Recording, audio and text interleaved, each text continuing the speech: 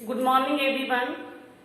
पिछले वीडियो में मैंने आपको बाल गोविंद भगत कहानी को बताया जो कि रामवृक्ष बेनीपुरी के द्वारा लिखा गया था। आज मैं आपको बाल गोविंद भगत के प्रश्नों के उत्तर की व्याख्या बताऊंगी। बाल गोविंद भगत के प्रश्नों के उत्तर की व्याख्या बताऊंगी ताकि आप अच्छे से प्रश्नों के उत्तर लिखना सीख जाएं। सीबीएसई बोर्ड में बहुत सारे ऐसे क्वेश्चन हैं जो कि 3 नंबर के आते हैं और कुछ क्वेश्चन 5 नंबर के आते हैं। मैं आपको बता रही हूं कि जो 5 नंबर के क्वेश्चन होंगे उसका आंसर हम कैसे तैयार करेंगे ताकि हमें एग्जाम में 5 नंबर पक्के प्राप्त हो जाए। तो उत्तर लिखने का एक अलग तरीका होता है जिसके कारण हिंदी में पूरे मार्क्स आते हैं। बहुत ज्यादा परिश्रम करने के बावजूद और लॉन्ग आंसर लिखने के बावजूद भी हिंदी में 90 से ऊपर अंक लाना बहुत ही कठिन होता है। तो हिंदी में भी अगर हम क्वेश्चन के आंसर को पॉइंट वाइज डालें, पॉइंट के अनुसार डालें तो हमें अच्छे नंबर जरूर प्राप्त होंगे। आज मैं आपको बता रही हूँ कि जो 5 नंबर के क्वेश्चन हमारे बोर्ड एग्जाम में आते हैं उसका हम आंसर कैसे करेंगे। तो मैंने बाल गोविंद भगत से 7 क्वेश्चन यहाँ पर लिया है, इसी के अंतर्गत मैं आपको बताऊंगी।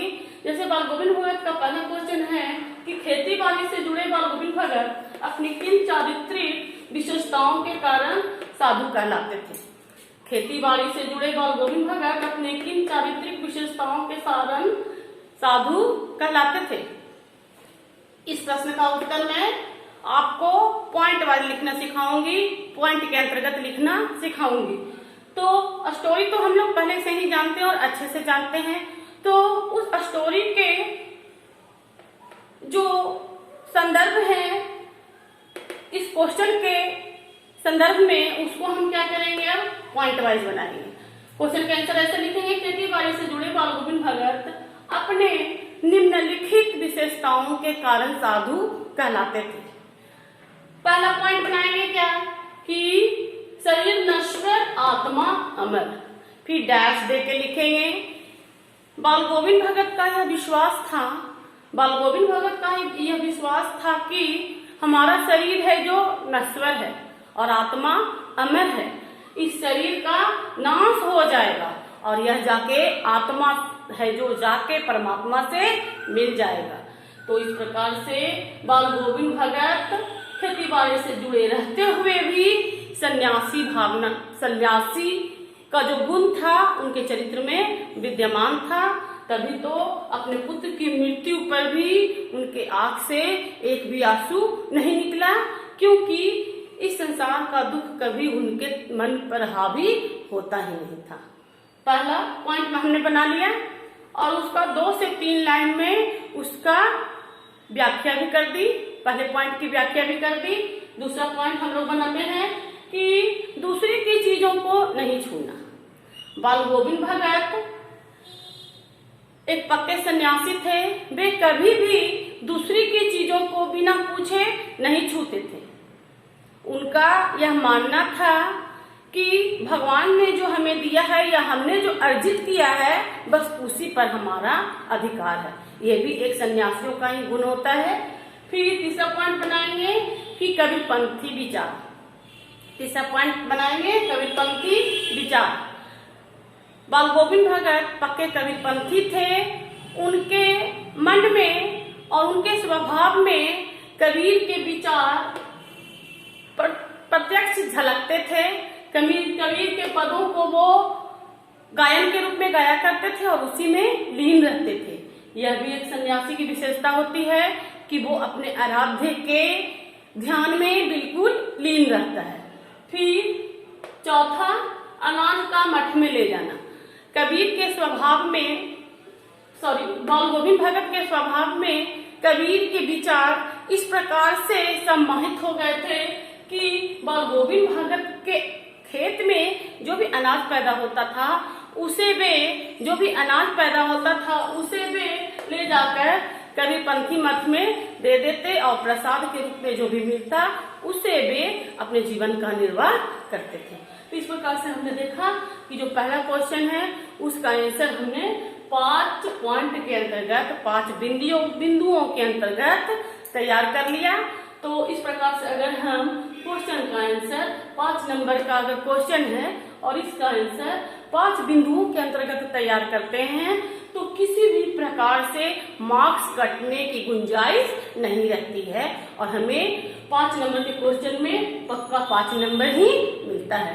ठीक है, तो इस प्रकार से अगर हम क्वेश्चन की तैयारी करेंगे, इस प्रकार से अगर हम आंसर लिखेंगे तो क्या होगा कि हिंदी में भी हमें अच्छे नंबर गेन होंगे, हम हिंदी में भी अच्छे नंबर प्राप्त कर सकेंगे। ठीक है, और इसी के अंतर्गत दूसरा 5 नंबर का क्वेश्चन इसे भी हम लेके चलते हैं। भगत की पुत्र वधु उन्हें अकेले क्यों नहीं छोड़ना चाहती थी। हमने पूरी स्टोरी को पढ़ लिया, पूरी स्टोरी को हम जानते हैं।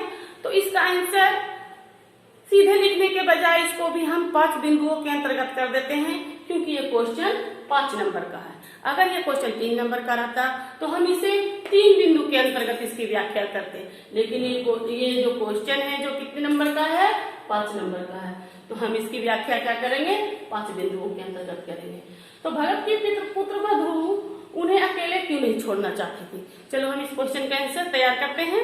ठीक है, तो आंसर इस प्रकार से लिखेंगे कि अपने पति की मृत्यु के बाद भगत की पुत्र वधु उन्हें अकेले नहीं छोड़ना चाहती थी। उन्हें अकेले नहीं छोड़ना चाहती थी। उसका भाई उसे लेने आया लेकिन वो उसके साथ नहीं जाना चाहती थी। इसके निम्नलिखित कारण थे। पहला, ससुर को पिता के समान मानना। भगत की जो बहू थी जो बिल्कुल संस्कारी थी और वो अपने ससुर को बिल्कुल अपने पिता के समान मानती थी और उनका पूरा ख्याल रखती थी। दूसरा, भगत की रसोई की चिंता। भगत की बहू को यह भी चिंता थी कि अगर मैं अपने ससुर जी को छोड़कर चली जाऊंगी तो इनकी रसोई कौन बनाएगा और वो किस प्रकार से खाना खा पाएंगे। तीसरा, बुढ़ापे की चिंता। भगत की बहू को यह भी चिंता थी कि मेरे ससुर जी अब बूढ़े हो चले हैं, इस बुढ़ापे में उन्हें विशेष ध्यान रखने की आवश्यकता है। तीसरा, संस्कारी बहू। जो भगत की बहू थी बिल्कुल ही संस्कारी बहू थी, सुघड़ थी, उसने पूरे घर को बहुत अच्छी तरह से संभाल रखा था। तो उसे जाने के समय यह चिंता हो रही थी कि अगर मैं चली जाऊंगी तो मेरे इस घर का ख्याल कौन रखेगा। उसके बाद लास्ट पॉइंट हम लोग क्या बनाते हैं, सेवा शुश्रूषा की भावना। जो भगत की बहू थी उन्हें अपने ससुर के प्रति सेवा शुश्रूषा की भावना उसके मन में थी। उसे ऐसा लगता था कि ससुर जी की सेवा शुश्रूषा में ही मैं अपने जीवन के बाकी दिन गुजार दूंगी। ठीक है, इस प्रकार से इस क्वेश्चन का आंसर भी मैंने 5 बिंदुओं के अंतर्गत तैयार किया जिसमें कि मुझे पक्के 5 नंबर आ जाएंगे। आपको पक्के 5 नंबर आ जाएंगे। इसी प्रकार से हम बोर्ड के सारे प्रश्नों के उत्तर नंबर के अनुसार करेंगे, अकॉर्डिंग टू मार्क्स। अगर हम क्वेश्चन का आंसर करेंगे तो हमें नंबर जरूर आएंगे। इसी प्रकार से एक और क्वेश्चन देखते हैं हम। भगत ने अपने बेटे की मृत्यु पर अपनी भावनाएं किस प्रकार व्यक्त की। भगत ने अपने बेटे की मृत्यु पर अपनी भावनाएं किस प्रकार से व्यक्त की। तो इसका आंसर भी हम इसी प्रकार से 5 बिंदुओं के अंतर्गत करेंगे कि भगत के जब बेटे की मृत्यु हुई तो बाल गोविंद भगत पक्के सन्यासी थे। गृहस्थ रहते हुए भी वो पक्के सन्यासी थे। अपने बेटे की मृत्यु पर उनके जो क्रियाकलाप थे अन्य मनुष्यों से, दूसरे मनुष्यों से बिल्कुल ही हटकर थे। उन्होंने निम्नलिखित क्रियाकलापों को किया जब इनके बेटे की मृत्यु हो गई। पहला, सबको आंगन में रखकर फूल और तुलसी छिड़कना। वे बेटे के मृत शरीर को आंगन में लाते हैं और उस पर एक सफेद चादर डाल देते हैं और तुलसी और फूल छिड़क देते हैं। दूसरा, बाल गोविंद भगत सन्यासी थे, उनका आत्मा की अमरता और शरीर की नश्वरता में विश्वास था, अतः वो गम मनाने के बजाय, आंसू बहाने के बजाय लगातार संगीत का गायन करने लगते हैं। तीसरा, सबके पास ही बैठकर वो अपनी खंजरी लेकर लगातार कबीर के पदों को गाने लगते हैं और उनके गायन हैं जो इस प्रकार के भाव व्यक्त करते हैं कि आत्मा का परमात्मा से मिलन हो गया है। इसीलिए शोक मनाने की आवश्यकता नहीं है, आनंद मनाने की आवश्यकता है। चौथा, बहू को समझाना।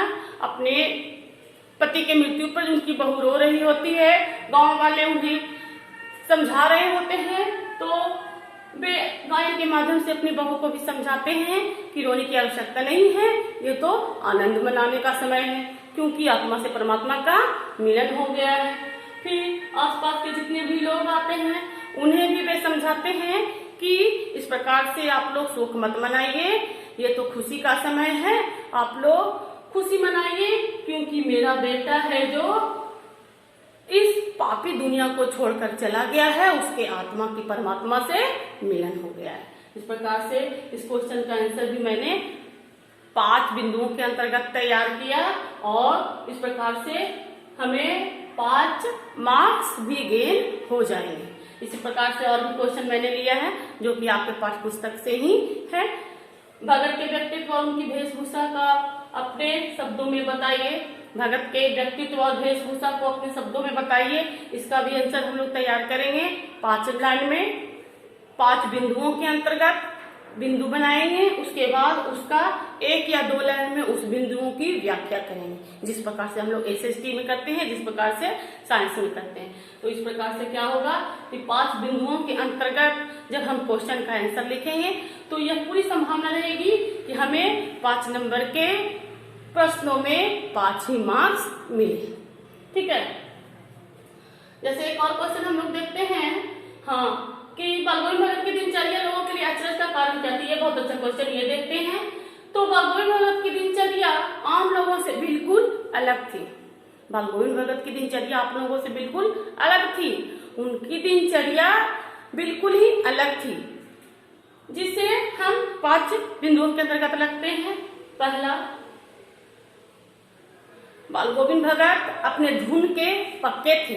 उनकी जो दिनचर्या थी वह लगातार उसी क्रम में चलते रहती थी, चाहे सूरज पश्चिम से क्यों ना उग जाए, उनकी दिनचर्या में कभी कोई फर्क नहीं पड़ता था। ठीक है, ये हो गया पक्के धुन, पक्के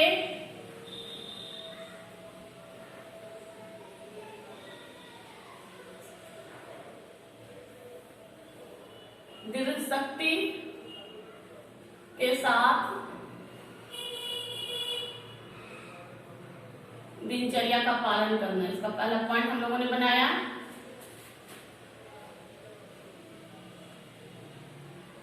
पालन, पक्की दृढ़ शक्ति के साथ दिनचर्या का पालन करना।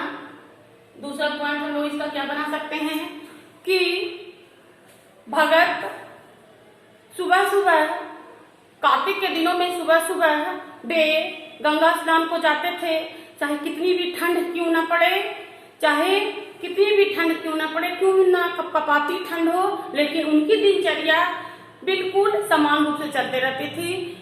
ठंड के दिनों में भी वे सुबह सुबह तारों के जाने के पहले ही, जब आसमान में तारे चमक रहे होते हैं, उसी समय उठ जाते थे और नदी स्नान को निकल जाते थे और नदी स्नान के बाद गांव के बाहर टीले पर बैठकर लगातार अपनी खंजरी के साथ गायन किया करते थे, जिससे कि सम्मोहित होकर सभी लोग वहां पर आ जाया करते थे। तो कहने का मतलब कि प्रातः स्नान जो उनके दिनचर्या का एक बिल्कुल अंश था, प्रातः स्नान। फिर तीसरा, भगत पक्के कर्मयोगी थे, काम से वे कभी पीछे नहीं हटते थे और उनकी दिनचर्या में यह बिल्कुल समाहित था भी हो गया क्या कि पक्के कर्मयोगी। चौथा कि उनका जो गर्मी के उमस भरे दिनों में वो जो संगीत गाना स्टार्ट करते थे, वो जो संगीत प्रारंभ करते थे, लोगों के मन को शीतलता प्रदान करती थी। ये भी उनकी दिनचर्या का एक महत्वपूर्ण हिस्सा था जो कि नित्य प्रति चलता था। चाहे कितनी भी बड़ी समस्या क्यों ना आ जाए, उनकी दिनचर्या कभी भी नहीं बदलती थी और लगातार चलते ही रहती थी। सबसे अंतिम पॉइंट इसका हम लोग क्या बनाएंगे कि कहानी के अंत में जब भगत की पुत्र वधू अपने मायके चली जाती है तो भगत काफी कमजोर हो जाते हैं। उचित देखभाल ना होने की वजह से वह बहुत कमजोर हो जाते हैं। अब इस कमजोरी की अवस्था में भी, बीमारी की अवस्था में भी वो लगातार प्रातः स्नान को जाते हैं, जिससे उनकी तबीयत बिगड़ जाती है। लोग उसे समझाते हैं लेकिन फिर भी वो नहीं मानते हैं और अपनी दिनचर्या के अंतर्गत अपने क्रियाकलाप को करते जाते हैं। इस प्रकार से इस क्वेश्चन की भी समाप्ति होती है। इसे भी हमने 5 बिंदुओं के अंतर्गत रखा। इसी प्रकार से और जितने भी क्वेश्चन हैं सबका आंसर हम 5 बिंदुओं के अंतर्गत ही करेंगे, तब हमें एग्जाम में 5 नंबर पक्के आएंगे। इस प्रकार से मैंने 5 नंबर के क्वेश्चन के बारे में आज आप लोगों को बताया।